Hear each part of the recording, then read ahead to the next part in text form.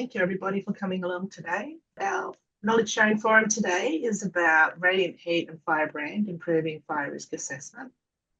We're looking at improving the urban edge, so the rural-urban interface, which is the work that Grant, Owen and their team under David Bowman from the University of Tasmania have been working on throughout this project. It's part of the wider project, Bushfire Risk at the Rural-Urban Interface, that Natural Hazards Research Australia have been funding and love being part of. So I know all your microphones are on mute. If you keep them on mute, because there's a large group of us today, but there'll be plenty of time for question at the end. My name is Rowena Morris. I'm the Node Research Manager for New South Wales and ACT, and I've been working closely on this project and loving working with this team. And I'd like to start by acknowledging that I'm on the Dharawal country here in Wollongong, and that we're meeting today across nations all around Australia. It's a great group nationwide. I'd like to pay my respect to our elders, both past, present and emerging. And I'd also like to reflect on the importance of Indigenous knowledge and capability in natural hazards research, the amazing information that we can learn from our First Nations people and also that we can share. I'd like to introduce you to our two speakers today. It'll be Dr. Grant Williamson and Associate Professor Owen Price.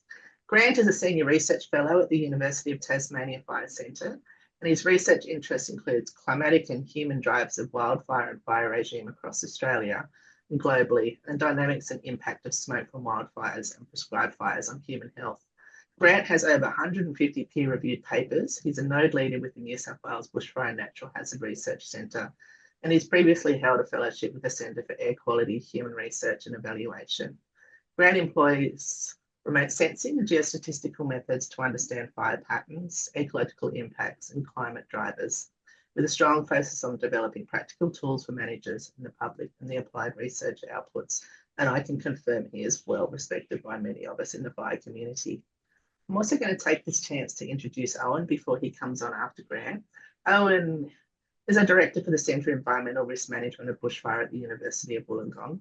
He's been there for 18 years, researching the evidence and impacts of bushfire on biodiversity and buildings and the effect of strategies to reduce bushfire risk. This includes research on prescribed burning, construction standards, and suppression with techniques involving spatial statistical modelling and simulation. Owen was born in the UK, so we're very lucky that we've dragged him over here to Australia. He was a biologist before moving to the Northern Territory in 1992, where he worked for 13 years in wildlife research for the National Parks and Wildlife Service.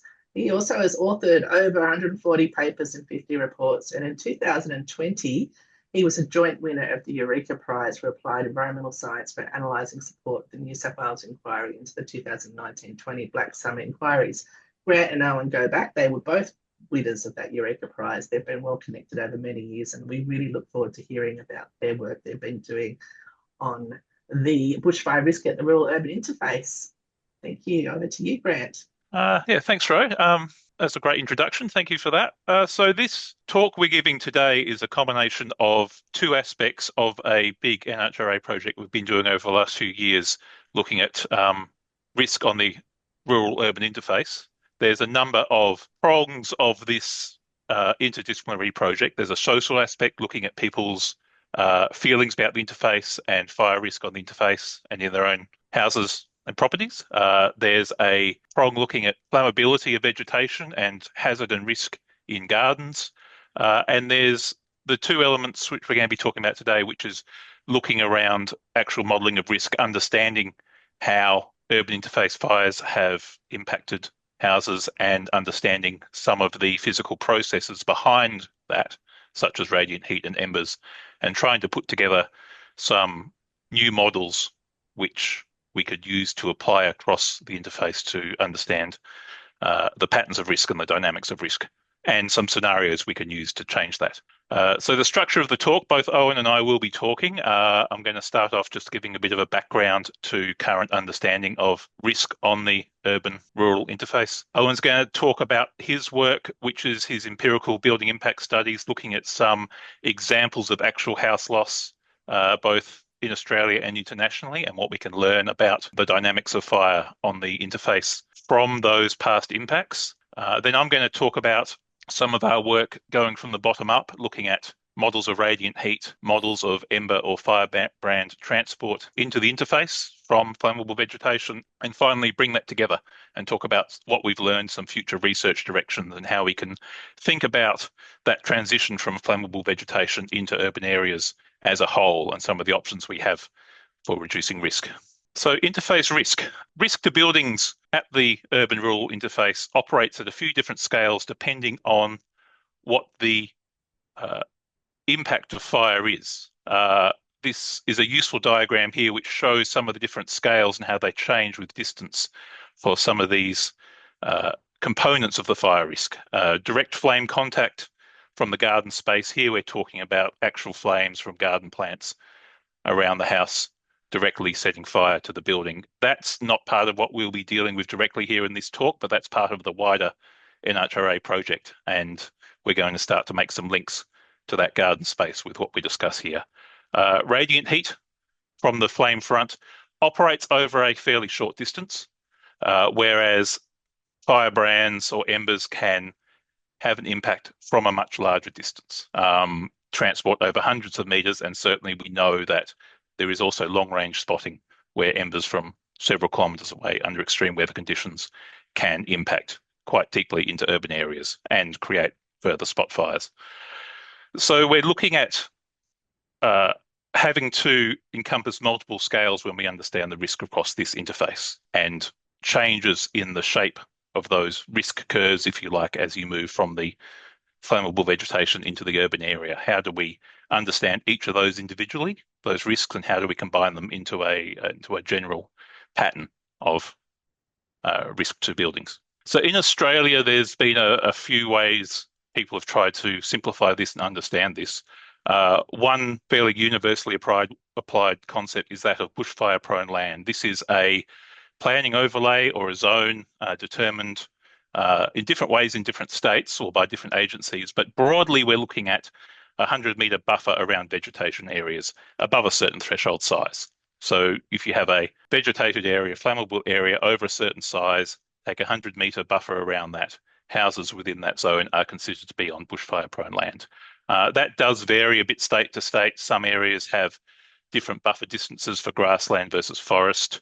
Having spoken to the fire agencies here in Tasmania about how they actually make this determination, we know there is some fine tuning. They look at the vegetation quite closely to see what's actually present rather than just relying on general mapping.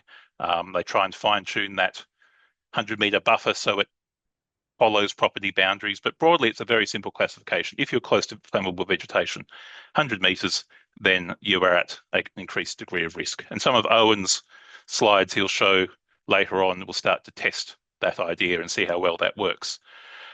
Another way we look at interface risk in Australia in a formal way is with BAO ratings, bushfire attack level, which looks at the estimated potential exposure of a property, once again based on the sort of vegetation they're sitting in, the proximity, are you deep within vegetation, are you some distance from the flammable vegetation, and what is the impact of topography on that, and also the expected local FFDI, so that if you're in an area where there's more moderate fire weather versus really extreme fire weather in southeastern Tasmania, that might modify the BAO rating your property has as well. Fairly simple acknowledgements there of proximity to vegetation as a driver of risk, which makes sense.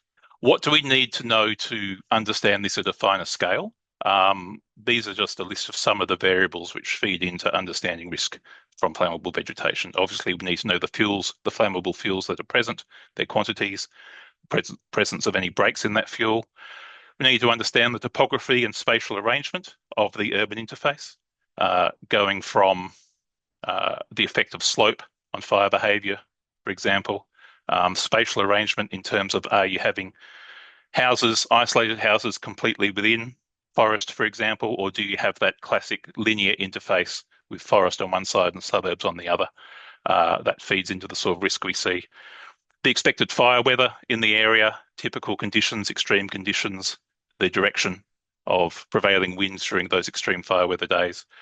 Type of construction of the houses feeds in a lot to risk, and the arrangement of the garden around the houses. Do people have defensible space? Do people have cleared areas and paths around their houses? What's the flammability of the plants? So there's a lot of factors that go into understanding risk. We aren't dealing with all of them here, but we're thinking about them and how they link together. One way that is often used to get an understanding of risk at a landscape scale is through fire spread simulation. Here's an example from work that was carried out in Tasmania about 10 years ago now by the State Fire Management Council, which we wrote up as a paper. This is a common practice. You simulate ignition points across the landscape, run under a defined weather scenario. You run many thousands of fire spread simulations in a fire spread simulator such as Spark or Phoenix Rapid Fire, and you map the impact on assets, the cumulative impact. How often is a given point on the landscape impacted by a fire under these scenarios? The more often you're impacted, or the higher intensity of fire line you're impacted at, gives an idea of the risk. It's a really useful way which incorporates a lot of what we know about the physics of fire behaviour and fire spread. It is computationally expensive, and it's difficult to test lots of different scenarios under this. If you change something, you have to run the simulations again. It's all possible, but it's computationally expensive. So finding shortcuts to understand that risk beyond having to map the spread of every potential fire is a useful thing to develop. So a simpler way is to look at vegetation proximity, as we've said. We have the example in Australia of the 100-metre bushfire-prone land rule of thumb, but we can think about that in a more detailed way, as we saw in the first slide, that different effects of fire operate over different scales. You might want to know what's the distance of radiant heat impact, what's the distance that firebrands are going to impact a property, and get an understanding of risk that way. I've just got a map here I've taken from a really good paper, and there's a series of these papers over the last few years coming out of Canada, the citation down the bottom there, Beverly et al., where they've started to look at this across Canadian interface communities and integrate different risk distances based on radiant heat, firebrands, and long distance spotting, and produce more detailed risk maps based on that. So incorporating variable fuel loads depending on the type of fuel present, variable firebrand distance. That's more or less the approach we're doing here that I'll be presenting later, but building that up from some of the physical simulations or equations behind radiant heat and ember transport. I'll switch over now to Owen, who can take it from there for his empirical work. Thanks, Grant, for that introduction. Grant's going to talk some more about some of those theoretical ways that bushfire should be impacting buildings. But I am going to talk about what actually happens. So this is the only way you can really understand whether what you predict is true. And so I'm going to talk about a few different projects that I've been working on under this through the fire centre there in Tasmania, along with Grant. So there's three things I'm going to talk about, and Grant's already mentioned this bushfire-prone land mapping, which essentially assumes there's a 100-metre zone at which you must build houses to a higher standard. So we can use, or have used, the 2019-20 house loss patterns in New South Wales to test how well that works. And the second thing I'm going to talk about is moving on from that, which is a fairly simple approach, just talking about the vegetation surrounding the community, to a more detailed understanding about how fires might be spreading through a wildland-urban interface, taking into account not just that vegetation, but the vegetation in the gardens and the layout of the individual houses as well between each other. And then lastly, because we know that these terrible fires have happened in California, are the kinds of things that we haven't seen really in Australia, and the rates of loss are something like 20 times what we have in Australia. It's worthwhile doing a comparison to see if we can understand the context for their fires to explain why they might have a higher degree of house loss. So I'll go into a bit of that. There's a couple of other projects I'm involved with. One is ember, fine-scale ember modelling, which Grant will say a little bit about that work that Amal in our team is doing. And also we have a PhD student, Yepe, who is reconstructing the same sorts of things, like how close to the bushland were houses lost in the 1967 Hobart fire. If you wanted to ask a question about that, I could probably ask some questions, but I wasn't going to talk about it right now.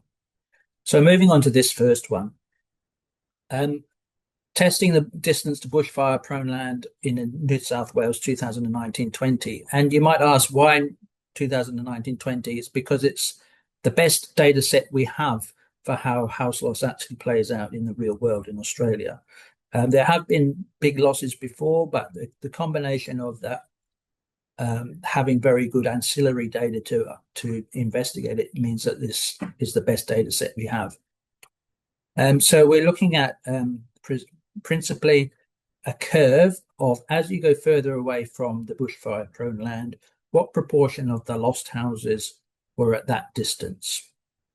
You've probably seen this kind of graph before because they've been published several times, say for the Canberra fires and for some of the Victorian fires in various places. But we've also, in this study, we've gone to the next level to say, well, how do those graphs look under different weather conditions? And so here is an example of bushfire-prone land around a town. So you can see we have the green is mapped as eucalyptus forest. This is the New South Wales definition. Different states are slightly different. And also note the red line, which is this 100-metre buffer. Actually, for grasslands in New South Wales, it's a 30-metre buffer, but around forest, it's 100 metres. And then the dots are where the houses are and where they got lost. This is Conjola Park in southern, just north of Batemans Bay. So what did we find when we do this?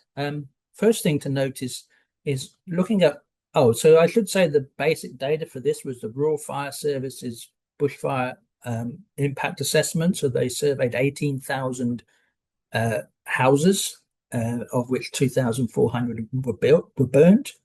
But we've also got access to Microsoft building footprints, which are all the buildings that were in the footprints of those fires. And if you look at it that way and say, well, what proportion of those Microsoft buildings were actually destroyed, you'll see in this graph that if they were actually within bushfire-prone land, 56% of those houses were destroyed. As soon as you go outside of it, that percentage drops down very dramatically to 5% if you're immediately outside.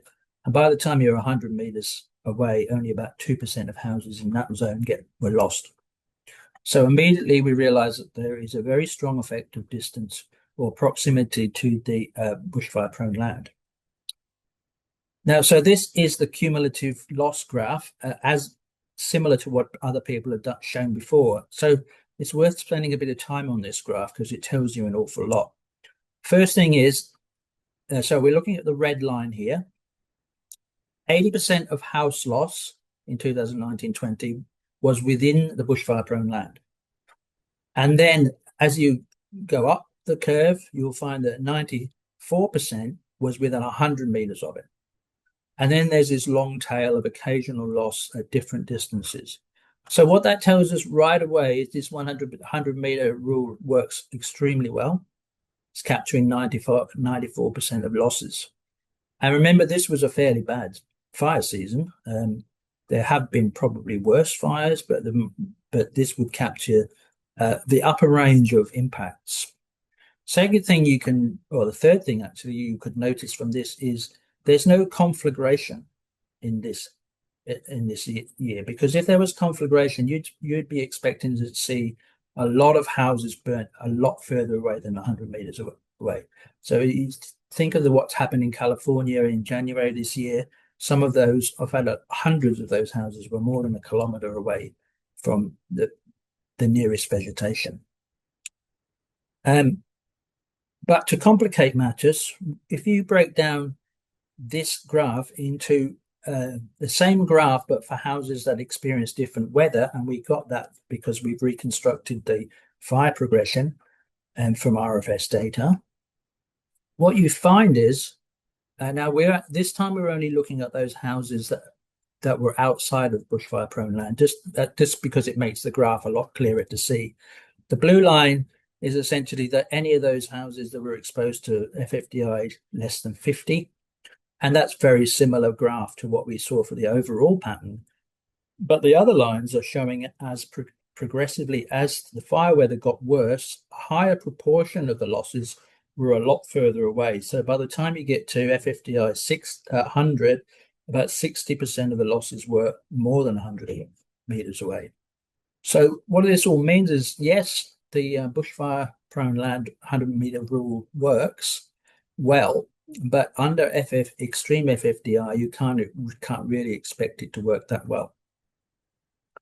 As I mentioned, this is already showing us that there was no conflagration. So that's a question in itself. Why not? And could it happen?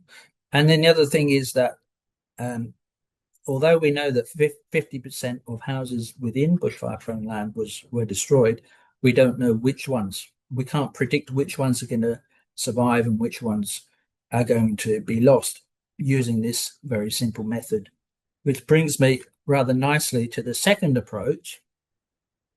So this is trying to build a fire spread model for a wildland-urban interface fire.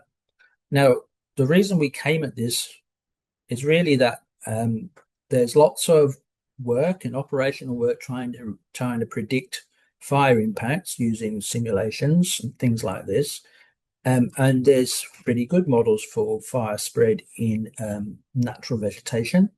There has been a lot of work in disasters, fire spread models for urban situations, but there's nothing really for explaining how fires spread in a wildland urban interface.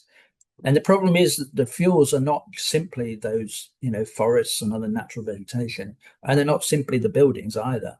There's something in between. There's a mixture of both, and the gardens are involved in all of this. So there are other people in this sort of question, but in various different ways. And we recently published this paper that's sort of listed down, given the chance, and which is exactly what we're going to do for this project. So essentially what the idea is, Grant's already sort of mentioned this with his diagram, but here's a house that's under attack, can be under attack from different places. So you have a forest that's sort of is where the fire came out of. You have a house nearby, and depending on whether it burnt or not, it's going to put our house under attack. And then you have the garden as well. And there are different zones of garden, so the inner zones and outer zones. And all of them could potentially be attacking the house via radiation, embers, or flames. So to turn that sort of diagram into an actual a model, this is a conceptual model. What we're talking about is trying to answer that question, which is house destroyed in the orange down there, and you have to understand different components of where that risk comes from.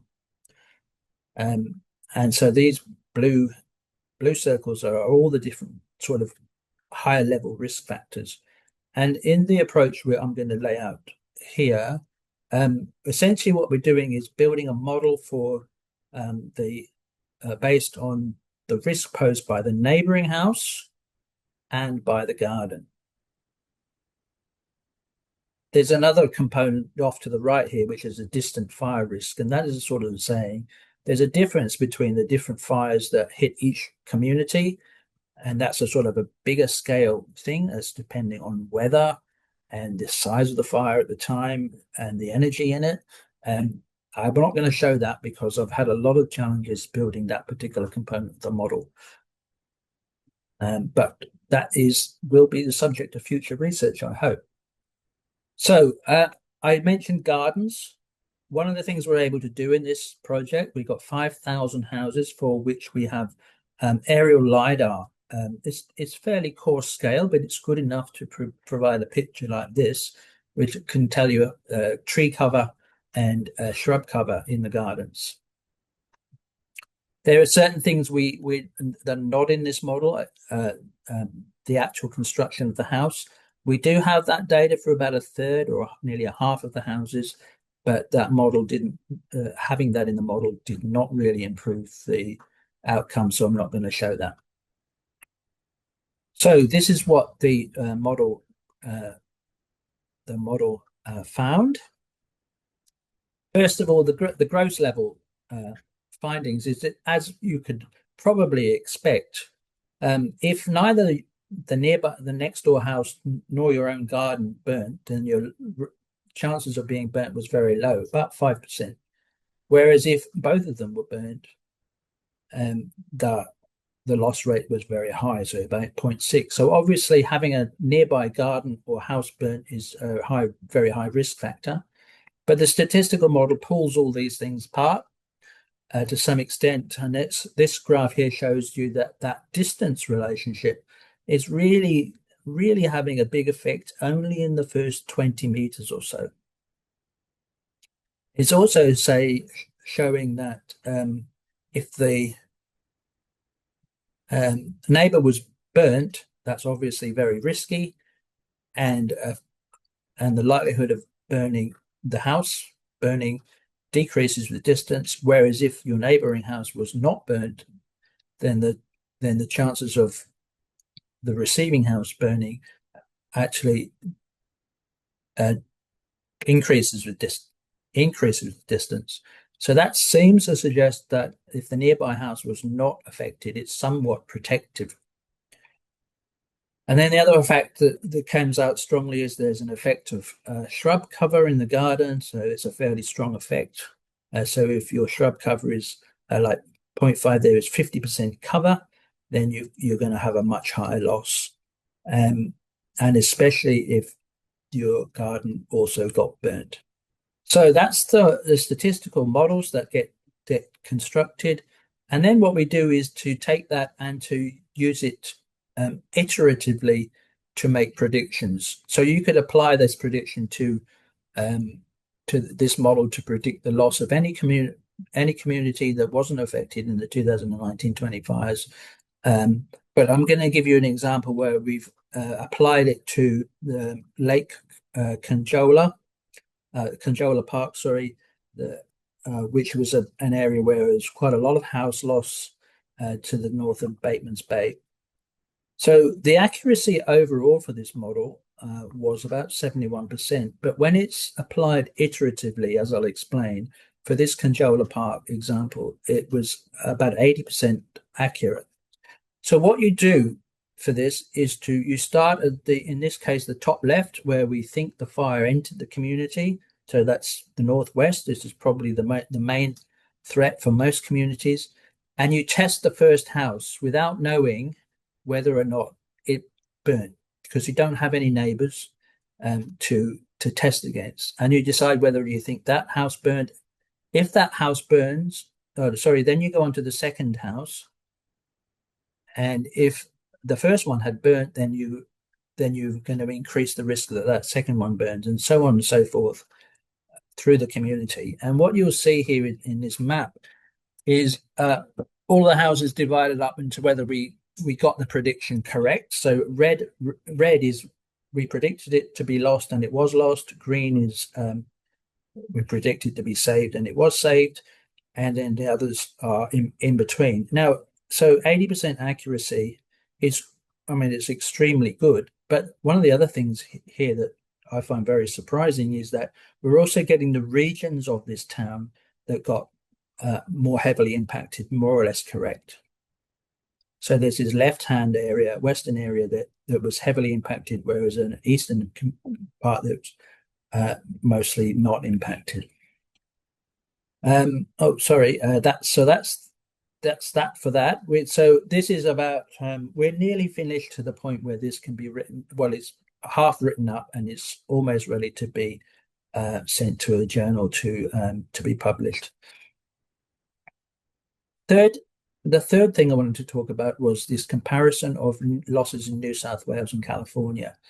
So what we've done is to try to compare these using variables that are created from exactly the same kind of data or in the same way. So we focused on this idea of defining housing clusters. So these are all the areas where you have houses within 100 meters of each other. And this is an example from Malibu in California, near LA, where you can see there's a range of different ones. Some are individual single houses, those perfect little circles, and some of them are big towns. These are the town of Malibu, and there's a few others of different sizes. And this is what it looks like for the Blue Mountains in New South Wales, using exactly the same approach. So what you come up with is there was about 330,000 clusters, about the same in both states, of which 57,000 have actually had a fire. So we confine our analysis to those places that have actually had fire. Here's a table that compares sort of their basic statistics. There's about 3 times more houses in California. Interestingly, the number of clusters that are composed of a single house is about the same. About 38% of them are single houses. The mean fire frequency in those clusters is about the same. But the number of houses that were lost is 20 times bigger in California. And as a percentage, that's nearly 0.5% of the houses have been lost over a 20-year period. 10-year period. The number of clusters that have had house loss is about double in California, but the number of houses that have had losses of at least 10 houses is 10 times bigger in California, and the number that have had losses more than 100 is 30 times bigger in California. So then we've created a couple of statistical random forest models to try and understand, firstly, in what way does their fire environment or the impact environment differ between California and New South Wales, looking at things like their climate, their vegetation, and their fires. And then a second model about what helps to predict loss rates for houses, and to see whether they happen to be the same variables that are explaining why California and New South Wales are different. So the first thing is this model of what's different about New South Wales and California. So what you see here is rainfall seasonality, and the blue is New South Wales, the red is pink is California. And basically what that says is there's a very big difference in the amount of rainfall seasonality between the two places. Essentially, California has this they're a Mediterranean climate, so in the summer it never rains, and all their rain is in the winter. And New South Wales is just not like that. Second one is grass cover. And so what this is showing is those places that have a very high grass cover tend to be in California, whereas those places that are very low grass cover tend to be in New South Wales. And then lastly, with fire weather, so this is the 99th percentile fire weather index, the Canadian index, daily index. And what that's showing is broadly speaking, you get worse weather in California, but notice there is a little tick of blue right at the very end there. So they're saying the very, very worst of fire weather actually occurs in New South Wales. But fairly strong differences on some of these variables. And then what helps to predict house loss rates? What we find there is these are in order of how important they were in the model. Rainfall seasonality comes up again, but that's the second one, showing that you're going to have much higher loss if you're highly seasonal. Also, the amount of rainfall, there's more loss in higher rainfall up to a point, up to about 1,500 millimeters. Grass cover comes out as important. So grass is a risk factor. And fire frequency, I mean, you'd sort of expect that to be the case, but you have to have a certain amount of fire in the system for you to have loss. So if you put these two things together, what it looks like is that the models actually have about 85% accuracy in the test data, but a model built for California doesn't work very well in New South Wales, and a model built for New South Wales doesn't work very well in California. So we're still failing to understand some of the difference. And this is where you might start questioning things like, well, maybe it's to do with house construction or distances between houses or the response that they have. Our response to fires or our preparation is quite different to in California. But these last set of graphs show you situations. I've generated a set of predictions for cases where the prediction is very high level of loss and some where they're very low level of loss, and just see what those kinds of places look like. And what it shows you is that to have a low level of loss, you basically have to have no grass. To have a high level of loss, or to have a low level of loss, you're also going to be pretty well circular. And to have a low level of loss, you really don't want to have that sort of Mediterranean climate. And I think that's enough for me. So we'll go back to Grant. Yes, we're going to talk now about how we've looked at this from the other perspective, a sort of a bottom-up approach, looking at some of these risk factors. And we're going to be doing this for a case study area in Hobart, for the Hobart and Glenorchy local government areas. There's a good aerial photograph there of Hobart, which shows why this is a useful case study area. We've got a very dense urban area grading into a very high risk, topographically complex, densely fueled hinterland. And you can see some of those individual housing clusters up there on the mountain as well, areas completely surrounded. So it provides a range of environments for us to look at some of these models.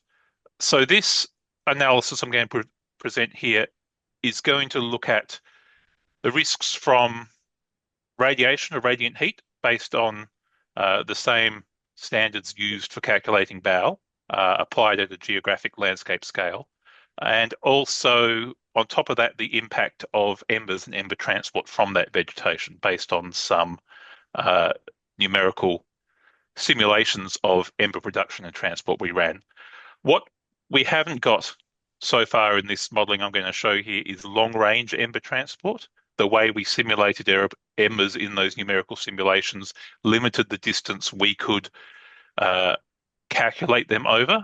There is the potential to do this again and use larger modelling domains to try and get onto that long-range ember transport, but it is difficult to capture in a physical simulation. And also, we don't have that direct flame impact. Gardens aren't included in the results here, but we know how important they are from that work Owen's just presented. So there's ongoing work integrating this landscape scale risk with the garden risk at a closer scale to the houses. So firebrand modelling, ember modelling.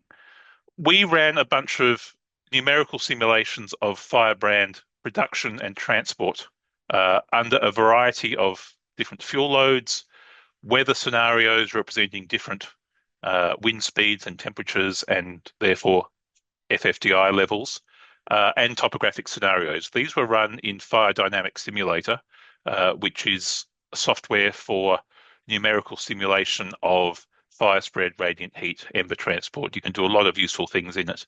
And it's essentially fluid dynamics. So it can model the movement of embers based on turbulence, based on the wind, convection, and so forth. Simulate thousands of embers based on a scenario in a modeling domain we give it, and then we can look at the landing points of those embers and start to derive some statistical patterns from it. In these simulations, we used forest structure and housing locations based on some LiDAR data we had for two different modeling domains, which we'll talk about in a minute. So this simulation was run in a virtual domain based on real slices of the landscape in two locations. As I said, though, there are some limitations to this modelling in terms of how far we can model the transport of those embers. Essentially, we've got an 800-metre window here. We can't go further than that. We know that some embers left the modelling domain and would have gone further, but we lose track of those, a small proportion, but that may be possible in future work. So these are the LiDAR scans of the two landscapes we ran these simulations on. We had what we call a hilly landscape, which is a scan of Taroona, just south of Hobart here. You can see vegetation on a hill slope above the houses. And the domain at the bottom there, we have a very flat landscape based on a scan of Cairn River with the forest to the left and the houses to the right. Some three-dimensional plots of those domains here. Conducted a bunch of simulations of firebrand initiation and transport where we looked at different weather conditions, temperature, wind speed, FFDIs. We ran simulations under a range of different surface fine fuel loads, and we used two different simulation landscapes to look at how much of a difference topography and the three-dimensional location of ember initiation mattered on the transport distance. If we look at the raw results for those simulations, here we've got presented from top to bottom. First of all, the top three are for the flat landscape at Can River, and the bottom three are for the hilly landscape at Taroona. And we've got different levels of FFDI here, 40, 60, and 80. But we can essentially see that with increasing fire weather, we do get longer ember transport distances going away from the front. We also see actually more embers going backwards due to the turbulent nature of the transport and under those higher wind speed conditions. And we see a greater spread in the distribution of embers as fire weather increases, as we go to higher temperatures and higher wind speeds. So what we did was capture across all those scenarios of weather, fuel loads, topography, capture the limit of the ember transport. What was the distance, the furthest distance from the simulated fire line, where we got an ember load of 5 embers per square metre? And we called that the maximum ember distance. There were obviously occasional rare embers which went further, but we needed some kind of threshold criteria, so we chose 5 firebrands per metre square as our limit. We looked at, for each model run, what was that distance? What was that maximum distance? And then we did statistical modelling of that, quantile generalised additive modelling, with a quantile of 95%. So the 95th percentile of distance at which we achieved that maximum ember distance, based on with landscape slope, forest fire danger index, and fuel load predicting that maximum ember transport distance. So the plot I've got here shows for a fuel load of 25 tonnes per hectare, so this is a fairly worst case scenario in terms of fuel load, the maximum ember transport distance our model predicted for the flat and the hilly landscape as we increase forest fire danger index from 0 to 100. With more extreme fire weather, we get further firebrand transport. We can see quite a significant effect of topography here. Hilly landscapes, we're seeing embers go quite a lot further than in flat landscapes. And this is for the case where the embers are being initiated at a higher elevation than the houses. So that goes a fair way to explain why we might see those longer transport distances. What we can take from this statistical model now is apply that across houses in a landscape.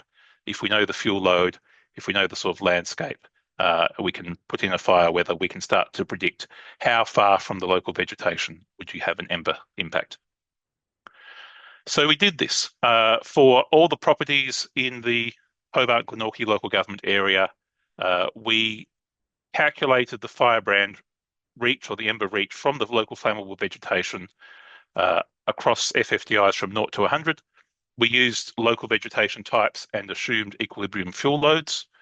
And we looked for the ember transport from the vegetation just to the northwest of each house, assuming that under the sort of weather where we would have strong fire impacts in Hobart, the wind's going to be coming from the northwest. So that's where the embers would be coming from.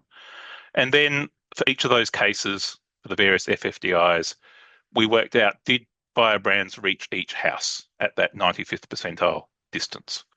We did the same thing with radiant heat. So we developed a model of radiant heat, and this is just an application of the radiant heat impact at BAL 12.5 level.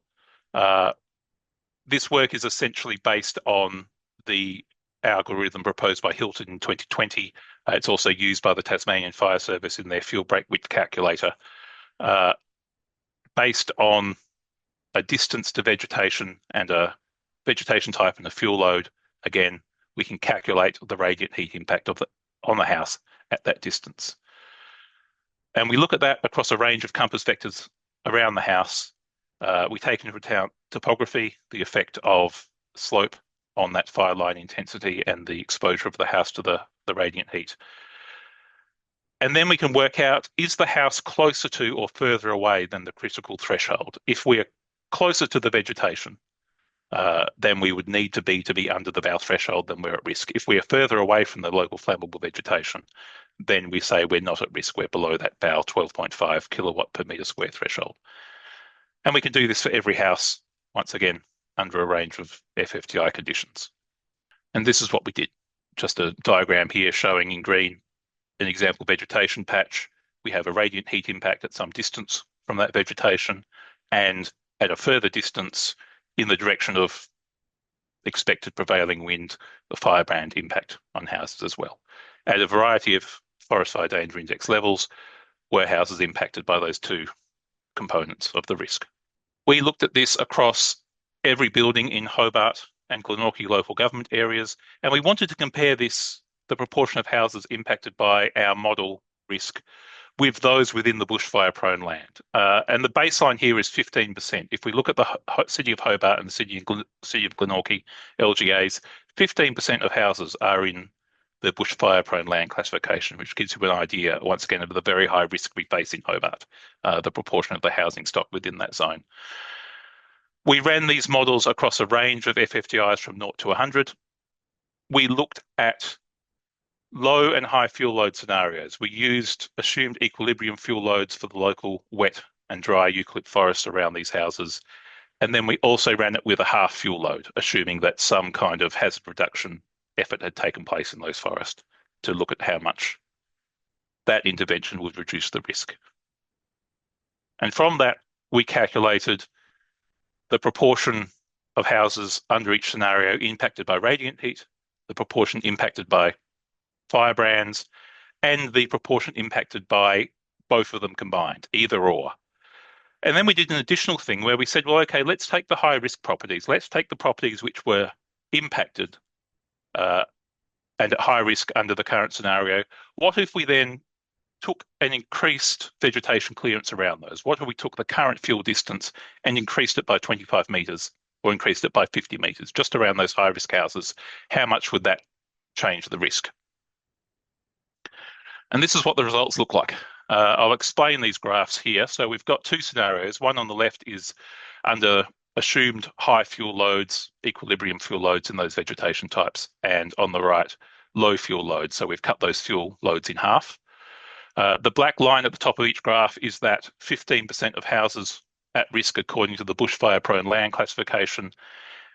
And across the range of FFTIs at the bottom, we've got the blue line, which is the current interface. The black line, what if we increased it by 25 metres? And the red line, what if we increased it by 50? And this here is just the results for radiant heat modelling. And we can see here that across all these scenarios, the houses at risk based purely on radiant heat is really quite low. It's a long way below that 15% bushfire-prone land level. There's relatively few houses that close to the vegetation. The houses that tend to be impacted directly by radiant heat are within a mixed interface where they're completely surrounded by vegetation in the hinterland, not part of the suburbs. But we can see that increasing that interface distance, doing that extra 25 metres or 50 metre clearance does reduce the proportion impacted. Now, if we look at directly at just firebrand or ember impact, much higher. We can see here a larger proportion of houses are impacted by firebrands under all the scenarios. We can see that that bushfire-prone land, 15% of houses impacted proportion corresponds to about an FFTI of 70, in fact, based purely on embers. And we can see the effect of fuel management again. Under a low fuel load, we see a significant reduction in proportion of houses impacted. We see that modifying that interface distance, adding 25 or 50 metres extra clearance around houses also drops things quite significantly. Homes are still at risk, though, at high FFTI, even with that low fuel loads and interface modification.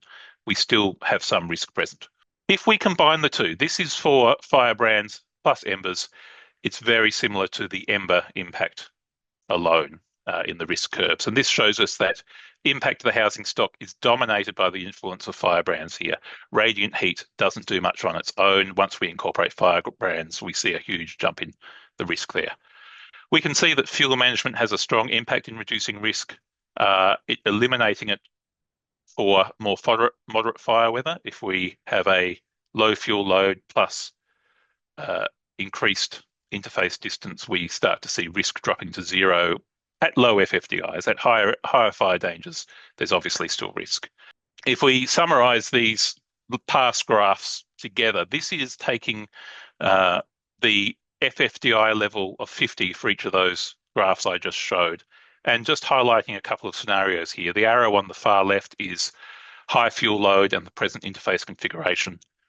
The second red arrow is pointing to if we have low fuel load, if we have some kind of hazard reduction in the flammable vegetation, plus we do a 25-metre fuel modification around high-risk houses, we reduce the number of houses at risk in our modelling from around 8,000 to around 4,000, so a 50% reduction in exposure.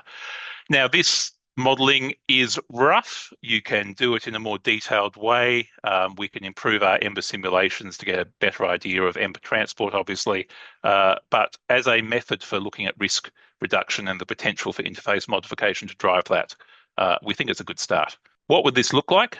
I've got a couple of suburbs here around Hobart showing what our interface modification would look like if we take those high-risk houses and adjust the interface by 25 metres or 50 metres. We have to be clear here that we're not talking about bare earth clearance of fuel breaks. We're talking about, can we do thinning? Can we modify the surface fuels? Can we make green fuel breaks? Can we make marsupial lawns? We're starting to think about around these urban areas, what can we do to reduce that risk? Not necessarily running a bulldozer through, but there's something that can be modified here to reduce the radiant heat load and the EMBER production close to houses. Stefania has produced this amazing animation from LiDAR data for a Hobart suburb, showing in 3D what this sort of interface modification would look like, showing here the 25-metre and the 50-metre interface modification around those high-risk houses, the sort of amount of vegetation we'd need to modify to get this kind of risk reduction. So it's definitely a change to the interface, but we have to, I think, show people what this would look like and demonstrate what this modification would look like in their local landscape, because it does have the potential to significantly reduce risk. I think I might bring you in, Owen, if you want to turn your mic back on and we can start to talk about, we're probably wrapping up now, some of the future research directions. Yeah, so we're on our last few slides. Yeah. As I said, interface modification doesn't have to look like scorched earth. We can talk about other options. What can we do to improve our modelling? We know that our firebrand simulation needs some improvement. We can put in more weather scenarios, look at different sorts of topographic landscapes, look at the potential protective effect of trees in stopping embers as well as the production of embers, and doing that longer range ember simulation to get an idea of the risk further from the interface. Owen? Yeah, I just had a couple of things to suggest for future directions. One is that, as I mentioned, we have not really had a conflagration in Australia, but California has, including very recently. And I think the next thing we could do very profitably here is to get the California data, get the California context, and maybe apply the model that I've developed or modify it in some way, or there could be some other approaches, but to try and understand how the fire spread through those communities and whether you can predict the risk that same sort of thing that could happen here in Australia. And I should just point out that the distance between houses is an overriding factor here. It's been shown in these fires already, and that maybe is something that's a little different here. The second one I would say is this one. Grant's already shown this great data that Stefania can get access to and process, trying to understand what it is exactly about the gardens that has caused house loss. I mean, it's a shame to say it, but we've had few houses lost in dolphin sounds in Tasmania, where this level of detail in the LiDAR has been flown, and we might be able to understand, whether was it a particular tree or shrub that contributed to that.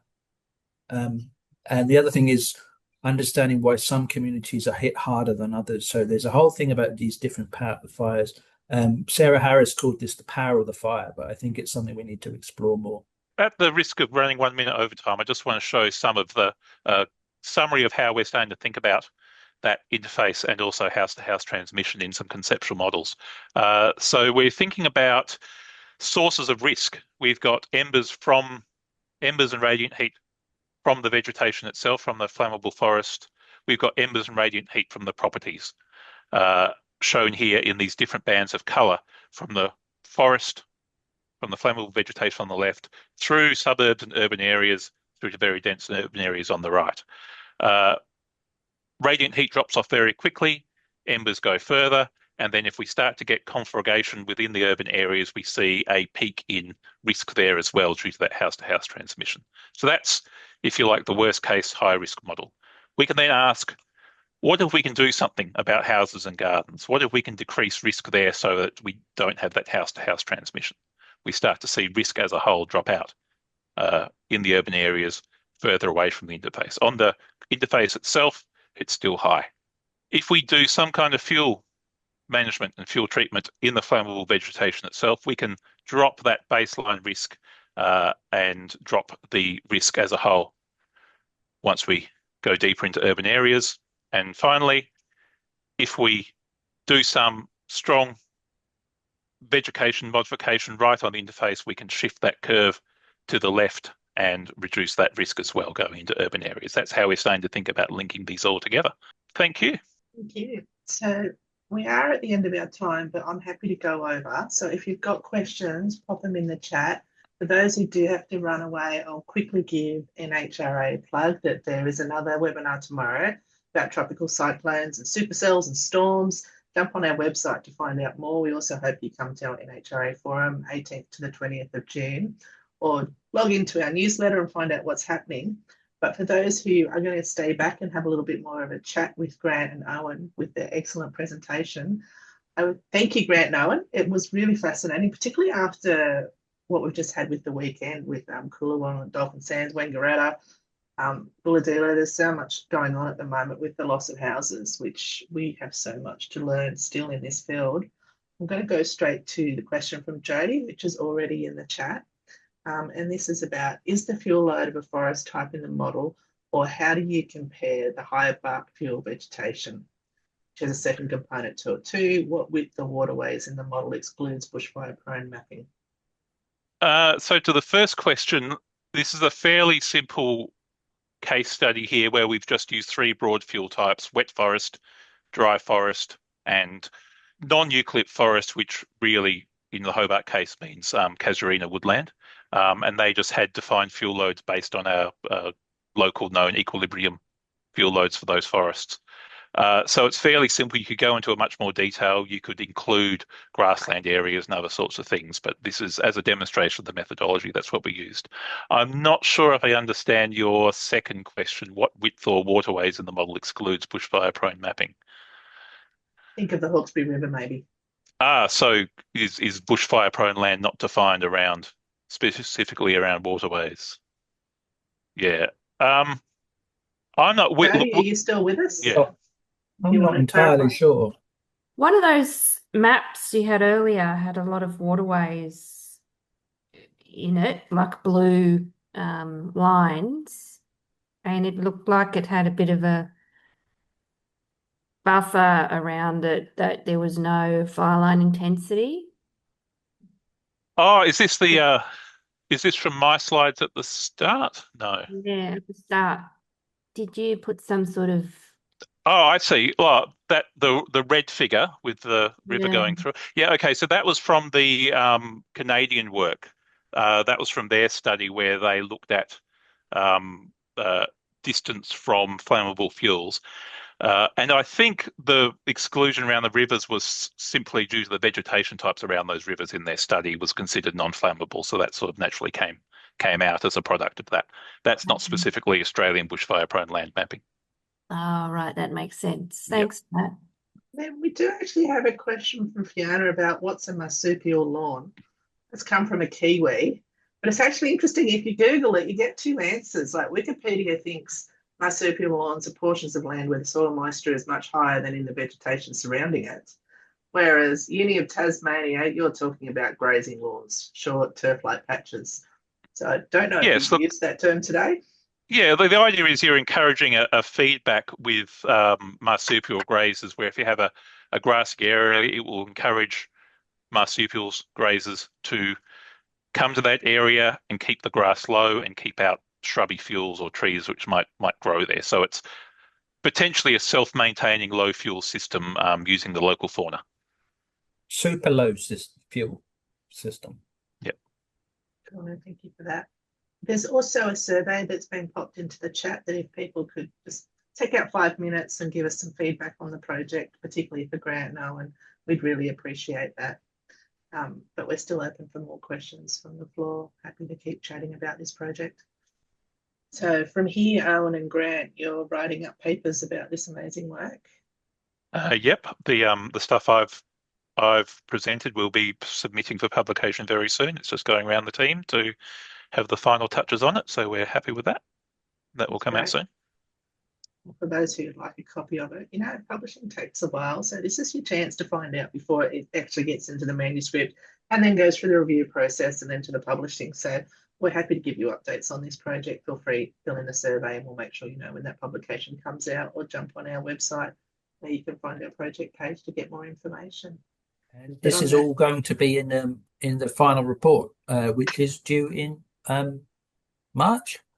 Yeah. Was that the draft final report? March. So I was talking about the NHRA final report. So there's a final report they do for this project, as well as they've got their manuscripts and infographics and hazard notes, and they do lots of wonderful things so we can share this information with the audience. But I think I'm going to take this opportunity now to say thank you very much, Grant and Owen, for your presentation, and for everybody who came along today to support them and knowledge sharing. We'd love you to keep providing information and feedback as to how best you can use this research. So thank you, Grant and Owen. Thank you. Have a good day, everybody. Thanks. Bye.